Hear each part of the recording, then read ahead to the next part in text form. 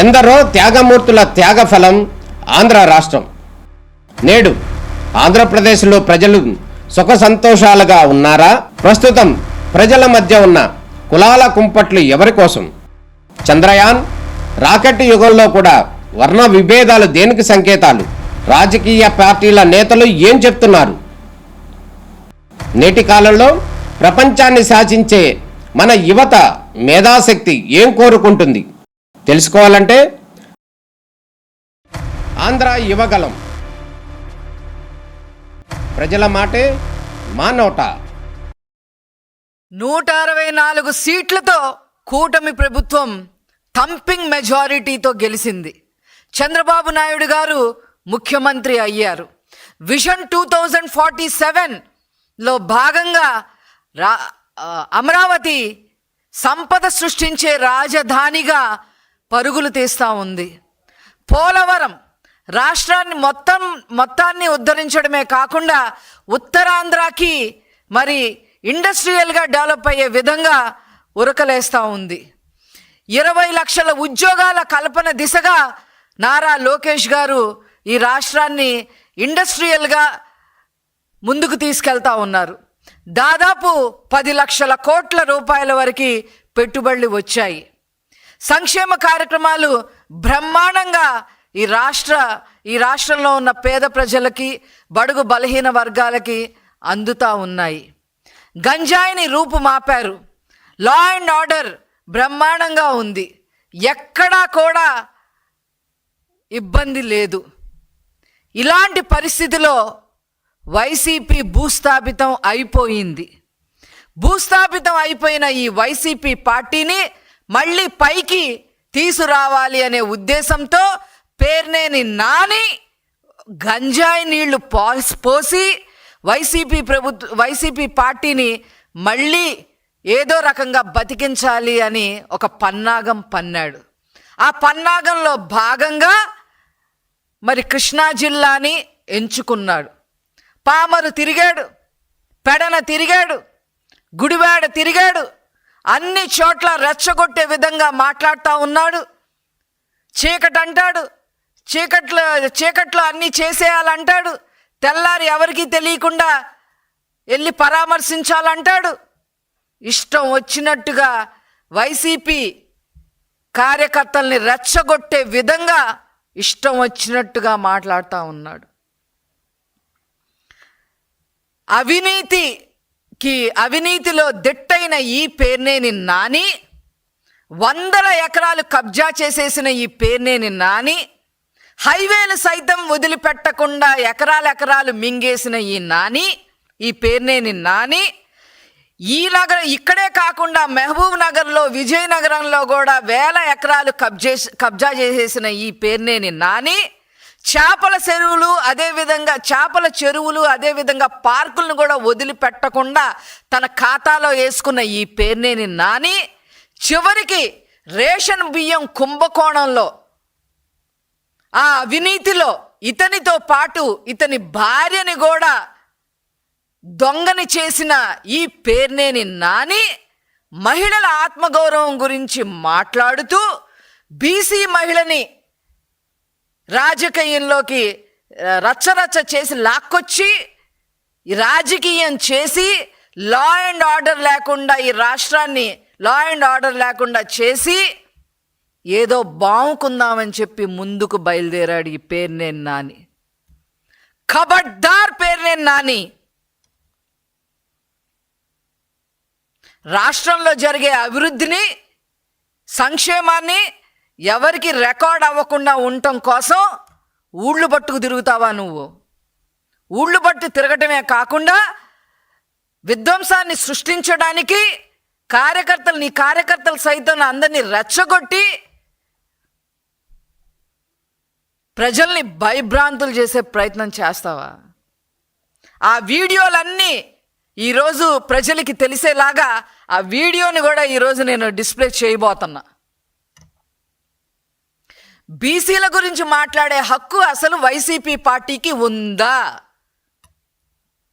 గౌడ కులానికి సంబంధించిన మహిళని లోకేష్ గారే అల్లరి చేయమన్నారని చెప్పి స్టేట్ మొత్తం మనం ప్రచారం చెయ్యాలి అని చెప్పి సలహాలు ఇచ్చే నువ్వు ఆనాడు నీ ప్రభుత్వంలో, జగన్మోహన్ రెడ్డి ప్రభుత్వంలో అమర్నాథ్ గౌడ్ని ఏ రకంగా పెట్రోల్ పోసి తగలపెట్టారన్న విషయం వైసీపీకి గుర్తులేదేమో కానీ ఈ రాష్ట్ర ప్రజలకి, ముఖ్యంగా బీసీలకి, ముఖ్యంగా గౌడాస్కి, గౌడ కులస్తులకి ఆ విషయం తెలుసు అని చెప్పి నేను గుర్తు చేస్తా ఉన్నా. ఏం చేశారు ఆ రోజు? అమర్నాథ్ గౌడ్ని నా అక్కని ఏడిపించొద్దు, ర్యాగింగ్ చెయ్యొద్దు అని చెప్పి సొంత తమ్ముడైన అమర్నాథ్ గౌడ్ అడిగాడని వైసీపీ కుర్రకారు సన్నాసుల్ని మాట్లాడాడని చెప్పి తెల్లవారుజామున ట్యూషన్కి వెళ్తుంటే నోట్లో గుడ్డలు కుక్కి ఆ పిల్లోడి మీద పెట్రోల్ పోసి మీరు పిల్లోడిని చంపితే ఆ కుటుంబానికి ఈరోజు ఉద్యోగం ఇచ్చిన ప్రభుత్వం, ఉద్యోగం ఇచ్చిన నాయకుడు ముఖ్యమంత్రి గారు నారా చంద్రబాబు నాయుడు గారు.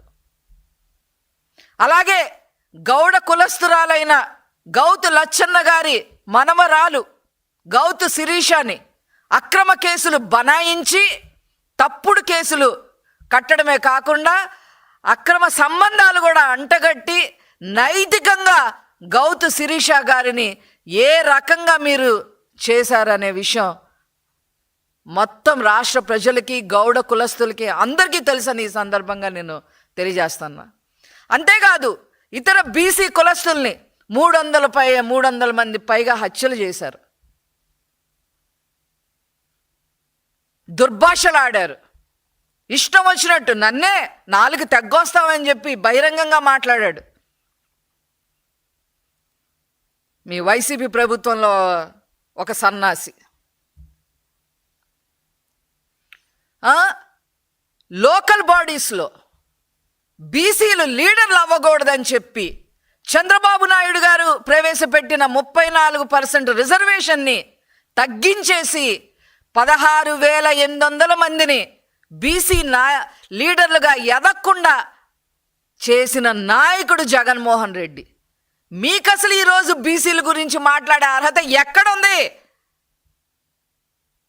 ఏ రాజారెడ్డి రాజ్యాంగంలో ఉందో చెప్పండి. బీసీల పార్టీ అంటేనే తెలుగుదేశం పార్టీ, తెలుగుదేశం పార్టీ అంటేనే బీసీల పార్టీ. తెలుగుదేశం పార్టీ యొక్క పేటెంట్ రైట్ అది బీసీలకే దక్కింది. ఈరోజు బీసీ మహిళల గురించి మనం మాట్లాడి ఇష్టం వచ్చినట్టుగా చేద్దాము అని చెప్పి మీరు రాజకీయం చేద్దాము అనుకుంటే ఇక్కడ ఎవ్వరు ఊరుకోరు అని చెప్పి ఈ సందర్భంగా నేను తెలియజేస్తా ఉన్నాను. ఏ ఆత్మాభిమానం గురించి, ఏ మహిళల ఆత్మాభిమానం గురించి పేర్నేని నాని మాట్లాడతారు? నీ భార్య ఆత్మాభిమానాన్ని నువ్వు కాపాడలేకపోతే తెలుగుదేశం పార్టీ, చంద్రబాబు నాయుడు గారు కాపాడారు. మీరు ఏ మహిళల గురించి, ఏ మహిళల ఆత్మగౌరవాన్ని గురించి మాట్లాడుతున్నారు? ఇంకా గుడివాడ విషయానికి వస్తే రాజకీయ భిక్ష పెట్టింది ఆ కొడాలి నానికి తెలుగుదేశం పార్టీ, నారా చంద్రబాబు నాయుడు గారు. ఎంత నోరు పారేసుకున్నాడో అందరికీ తెలుసు. మంత్రిగా ఏ రోజు కూడా కనీసం సన్న బియ్యం కూడా ఇవ్వలేని సన్న బియ్యం కూడా ఇవ్వలేని మనిషి అతను. నాకు ఇంకా తిట్టాలని ఉంది, బట్ ఐ కెనాట్. ఆ కొడాలి నాని గుడివాడని క్యాసినో గుడివాడిగా మార్చేశాడు, పేకాట గుడివాడిగా మార్చేశాడు. ఎక్కడ క్యాసినోలో, ఆంధ్రాలో ఎక్కడ క్యాసినో ఆడాలి అని మామూలుగా దేశంలో ఎక్కడ ఎవరైనా సరే ఎక్కడ వెళ్ళి ఆడాలి అంటే మీరు గుడివాడ పోండి. అలాగా గుడివాడ పేరుని, చెడ్డ పేరు తీసుకొచ్చిన ఈ కొడాలి నాని చిత్తుగా ఓడిపోయి అతను చేసిన అరాచకాలకి ఎక్కడ అరెస్ట్ అవుతాడో అని భయపడి నాకు ఆ నొప్పి ఉంది, ఈ నొప్పి ఉంది, గుండె నొప్పి ఉంది అని చెప్పి ఊళ్ళు పట్టుకొని తిరుగుతుంటే, భయపడిపోయి ఊళ్ళు పట్టుకొని తిరుగుతుంటే, అతను ఇంకో 30 రోజుల్లో తిరిగి వస్తాడని చెప్పి ఈ పేరునేని నాని బయలుదేరాడు గుడివాడికి. ఏం ఆలోచన విధానం అండి! ఈరోజు గుడివాడ తీసుకుంటే వెనిగళ్ళ రాము గారి ఆధ్వర్యంలో ఎమ్మెల్యేగా ఈరోజు బ్రహ్మాండంగా అభివృద్ధి చెందుతూ ఉంది గుడివాడ. మెయిన్ రోడ్ల దగ్గర నుంచి, పార్కుల దగ్గర నుంచి, కలుషిత నీరు రాకుండా మంచి తాగునీటి సదుపాయం కల్పించే దగ్గర నుంచి, చివరికి బస్ స్టాండ్ సైతం అభివృద్ధి చేసే దగ్గర నుంచి, సంక్షేమ కార్యక్రమాలు అందించడం దగ్గర నుంచి, అవసరమైన చోట సొంత నిధులతో ఈరోజు వెనిగళ్ళ రాము గారు ఎమ్మెల్యేగా అక్కడ అభివృద్ధి చేస్తూ ఉంటే, అవేమి ప్రజలకి రికార్డ్ అవ్వకూడదని గుడివాడని ఇంకో కడప చేయడానికి ప్రయత్నం చేస్తారా? కడపకు కూడా నీళ్ళు ఇచ్చింది చంద్రబాబు నాయుడు గారేగా. ఎందుకండి ఆ పులివెందులు మనకి ఎందుకండి అంటే కూడా వినిపించుకోకుండా పులివెందులకు కూడా నీళ్ళు ఇచ్చారు మా సార్.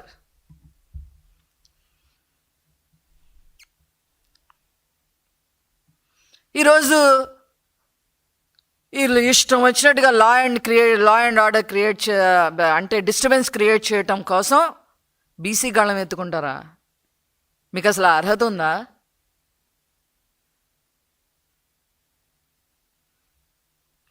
ఇట్లాంటి చిల్లర రాజకీయాలు వైసీపీని చెయ్యొద్దు అని హెచ్చరిస్తున్నాము. రాజకీయంగా, అభివృద్ధి పరంగా, సంక్షేమ పరంగా మమ్మల్ని ఎదుర్కోలేక ఈ చిల్లరి రాజకీయాలు చేస్తారా మీరు? ఇది ప్రజలు నమ్మే పరిస్థితుల్లో లేరు. ఇంకో రెండో విషయం నేను చెప్పడం మర్చిపోయా. గొడవలు చెయ్యండి, విధ్వంసం చెయ్యండి, law and order problem create చేయండి, కేసు కట్టించుకోండి, జైలుకి వెళ్ళి రండి, మీకు సింపతి వస్తుంది అని జగన్మోహన్ రెడ్డి గారు ఇచ్చిన డైరెక్షన్లో వీళ్ళందరూ నడుస్తున్నారు. ఏం సింపతి వస్తుంది మీకు? ఇళ్లలో ఆడవాళ్ళనే మీరు మీ నాయకుడు లెక్క పెట్టడు, చెల్లిని లెక్క పెట్టడు, తల్లిని లెక్క పెట్టడు, ఈ పేరునేని లాంటి వాళ్ళు భార్యనే లెక్క పెట్టలేదు. తెలుగుదేశం పార్టీ జాలి తలిసింది కాబట్టే ఇంట్లో ఉంది మీ భార్య. అది గుర్తుపెట్టుకోవాలి పేరునేని నాని గారు.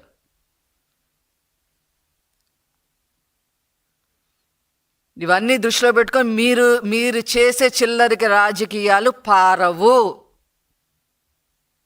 ముఖ్యంగా ఏంటది, బీసీ సప్లై నిధులు కూడా లక్షల కోట్లు డైవర్ట్ చేసేసారే జగన్మోహన్ రెడ్డి. ఏ బీసీల గురించి మాట్లాడుతున్నారు మీరు?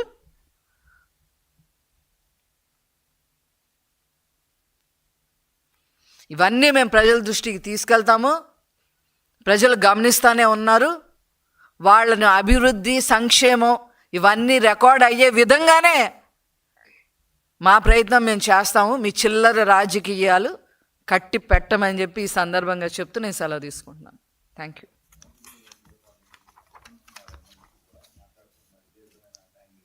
ఏంటండి?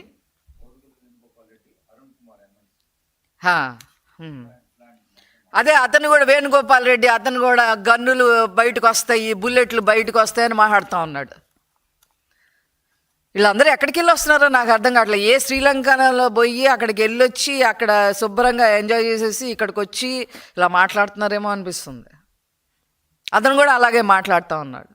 ఆ ఎమ్మెల్సీ అరుణ్ కుమార్ కూడా అట్లాగే మాట్లాడుతూ ఉన్నాడు. అరే బడుగు బలహీన వర్గాల్ని చంపేసి డోర్ డెలివరీలు చేసిన వాళ్ళు వీళ్ళు మాట్లాడతారు ఏంటండి? అదే ప్రజలు గమనిస్తున్నారు ఇవన్నీ.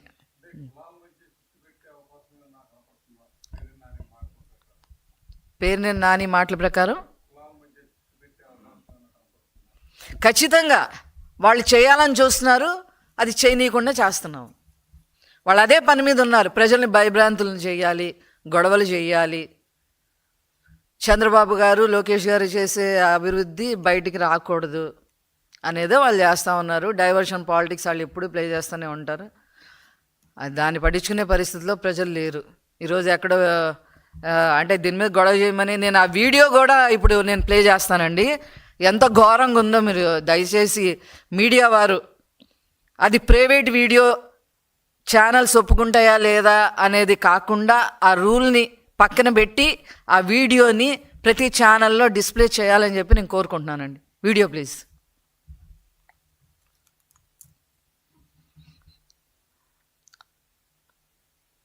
నోరు తెచ్చి రప్ప ఎన్నిసార్లు అంటారు వదిలేసాం మళ్ళీ యూటర్న్ తీసుకురావటం మళ్ళీ హల్చల్ అంటే ఇక్కడ హల్చల్ చేయాలనా కదా ఉద్దేశాలు గొడవ అవ్వాలనే కదా. ఏం పీక్కుంటారు ఉంది మళ్ళీ ఢిల్లీ మళ్ళీ వచ్చింది. మనుషులు రెచ్చగొడతాం కాకపోతే ఏంటి అది అంతా లేడీస్ జెంట్స్ ఉన్నారు. ఏం పీక్కుంటారని లేడీస్ అడుగుతున్నారు.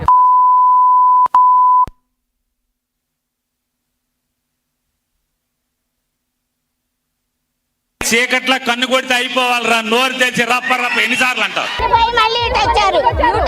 వదిలేసాం మళ్ళీ యూటర్న్ తీసుకురావటం మళ్ళీ హల్చల్ అంటే ఇక్కడ హల్చల్ చేయాలనా కదా ఉద్దేశాలు గొడవ అవ్వాలనే కదా. ఏం పీక్కుంటారు ఉంది మళ్ళీ ఢిల్లీ మళ్ళీ వచ్చింది. మనుషులు రెచ్చగొడతాం కాకపోతే ఏంటి అది అంతా లేడీస్ జెంట్స్ ఉన్నారు. ఏం పీక్కుంటారని లేడీస్ అడుగుతున్నారు.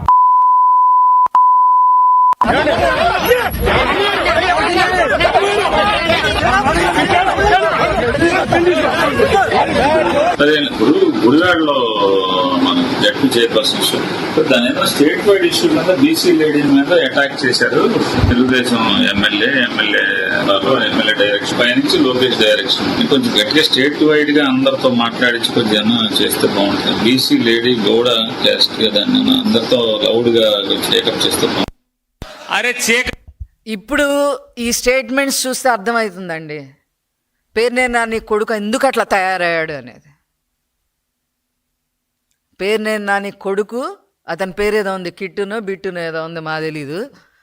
అతను ఎందుకు అట్లాగా ఒక అరాచక శక్తిగా అతను తయారయ్యాడో ఈ పేర్నేని నానిని చూస్తే మాకు అర్థమవుతుంది.